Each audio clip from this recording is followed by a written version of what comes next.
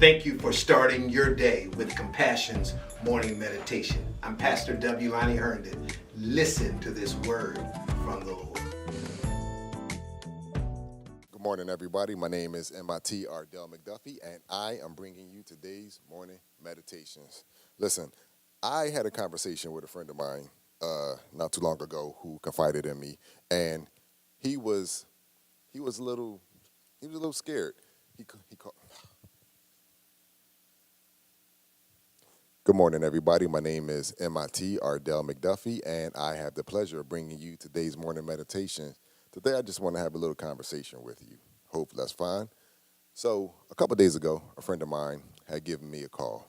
He said, listen, man, I didn't know who to call. I was going to call this person, that person, this person. But he said, I know you went through something similar than what I'm going through. He called me. He said, I wanted to give up. I wanted to just call it, this person has multiple, medical conditions and multiple hospital visits a week. So I said, I'm listening. Go ahead and say what you got to say.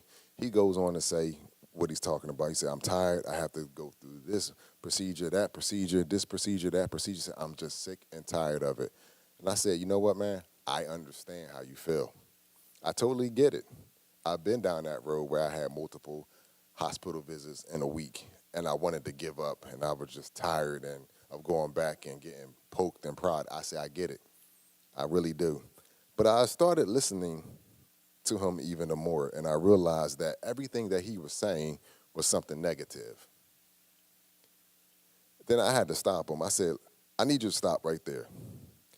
I said, everything that you have said about your situation has been negative. So no wonder that negative things are happening to you. You see, you can't expect a blessing by constantly saying curses. And I told him, I said, it sounds like you're complaining. And I gave him an example of the children of Israel. I said, they complained so much that I believe a 12-day journey turned into 40 years because they complained. A good pastor friend of mine told me a long time ago, he said, the longer you complain is the longer you will remain. So I talked to him a little bit more, and I gave him Proverbs 18:21, life and death is in the power of the tongue. And guess what?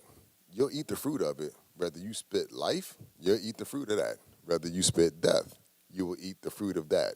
So what are you speaking to your situation right now?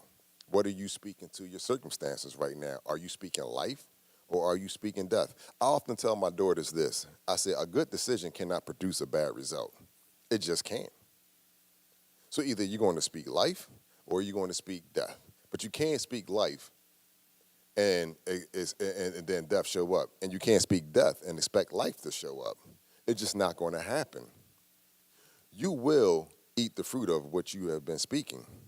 So if you, I told this friend, I said, you have to switch your thinking up. I said, if you believe this Bible to be true, and he does, and you believe in Christ, and he does, then I said, every promise that's written in that Bible belongs to you.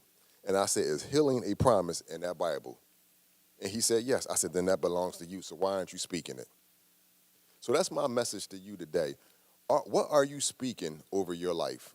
Are you speaking life or are you speaking death? Because one of them are going to show up. It all depends on what you are speaking. Are you speaking life? Or now there's an appropriate time to speak death to something. Death to, disease, death to, debt, things like that. But if you're speaking death over something that's supposed to be spoken positive over, don't expect positivity to show up. It just won't happen. And vice versa. What are you speaking over your situations? Check your mouth. What are you speaking? Proverbs says it clearly that life and death is in the power of the tongue. The tongue has power. If you go back into Genesis, God spoke, then he saw. God spoke, then he saw. If he created us in his image, then we are to speak and see. And if we're speaking death, guess what's going to show up? Or if we're speaking life, guess what's going to show up? That's my challenge to you today. What are you speaking over your circumstances, over your situation? Are you speaking life or death? All you got to do is check the results that you're getting to determine what you're speaking. If you're speaking negatively or your results are negative, then guess what's happening? You're probably speaking negativity over that situation. Or are you speaking positive words?